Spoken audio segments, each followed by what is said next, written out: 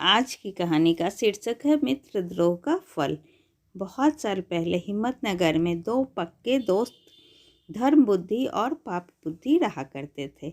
एक दिन पाप बुद्धि के मन में ख्याल आया कि क्यों न दूसरे नगर जाकर कुछ पैसा कमाया जाए। इतना सोचते सोचते पाप बुद्धि के मन में हुआ कि वो धर्म बुद्धि को भी साथ लेकर जाएगा, जिससे दोनों खूब सारा पैसा कमाएंगे और फिर लौटते समय वो धर्म बुद्धि से उसका पैसा किसी तरह से हड़प लेगा। अपनी चाल को पूरा करने के लिए उसने धर्म बुद्धि को दूसरे शहर जाने के लिए मना लिया। दोनों अपने नगर से खूब सारा सामान लेकर दूसरे शहर पहुंच गए। कुछ महीनों तक वहीं रहकर धर्म बुद्धि और पाप बुद्धि ने सामान को काफ़ी अच्छी कीमत में बेचा। जब दोनों ने अच्छी खासी रकम इकट्ठा कर ली तो दोनों एक दिन अपने नगर की ओर लौटने लगे। पाप बुद्धि अपने दोस्त धर्म बुद्धि को जंगल के रास्ते से लेकर आया। रास्ते पर चलते चलते पाप बुद्धि ने धर्म बुद्धि से कहा, मित्र देखो, अगर हम अपने नगर इतना सारा धन लेकर जाते हैं तो समस्या हो सकती है। चोरी से चुरा सकते हैं, लोग हमसे जलन का भाव रखने लगेंगे और कुछ उधार भी मांग लेंगे। ऐसे में बेहतर होगा कि हम आधा धन इसी जंगल में छिपा देते हैं। धर्म बुद्धि ने पाप बुद्धि की बातों पर यकीन करके धन को छुपाने के लिए हाँ कर दी। पाप बुद्धि ने गड्ढा खोदकर धन को जंगल में एक पेड़ के पास छिपा दिया।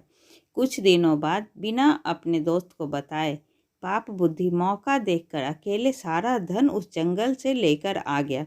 समय बीतता गया और एक दिन धर्म बुद्धि को पैसे की जरूरत पड़ी तो धर्म बुद्धि सीधे अपने मित्र पाप बुद्धि के पास गया और कहने लगा, मुझे पैसों की ज़रूरत है, जंगल से पैसे निकाल कर ले आते हैं।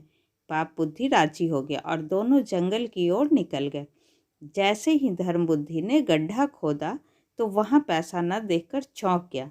इतने में ही पाप बुद्धि ने शोर मचाना शुरू कर दिया और धर्म बुद्धि पर चोरी का आरोप लगाया। हो हल्ला होने के बाद पाप बुद्धि न्यायालय पहुंचा। न्यायाधीश ने सारा मामला सुना तो सच्चाई का पता लगाने के लिए अपनी दिव्य शक्ति से परीक्षा लेने का निर्णय लिया।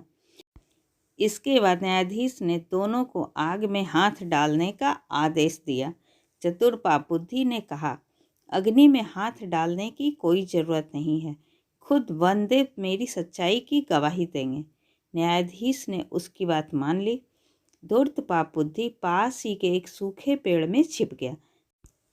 जैसे ही न्यायाधीश ने वन देवता से पूछा कि आखिर धन की चोरी किसने की, तो जंगल से आवाज़ आई, धर्म बुद्धि ने चोरी की है।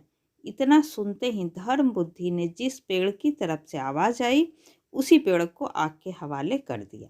आग लगते ही पेड़ से चिल्लाते हुए पाप बुद्धि बाहर निकला और झुलसी हालत में सारा सच बयां कर दिया। सच्चाई का पता चलते ही न्यायाधीश ने पाप बुद्धि को फांसी की सज़ा सुना दी और धर्म बुद्धि को उसके पैसे दिलवा दिए। इस कहानी से हमें यह सीख मिलती है कि दूसरे के लिए बुरा सोचने वाले के साथ भी बुरा ही होता है। ऐसी ही अच्छी और ज्ञानवर्धक कहानी सुनने के लिए प्लीज़ आप मेरे चैनल को सब्सक्राइब ज़रूर करें। तब तक के लिए बाय बाय।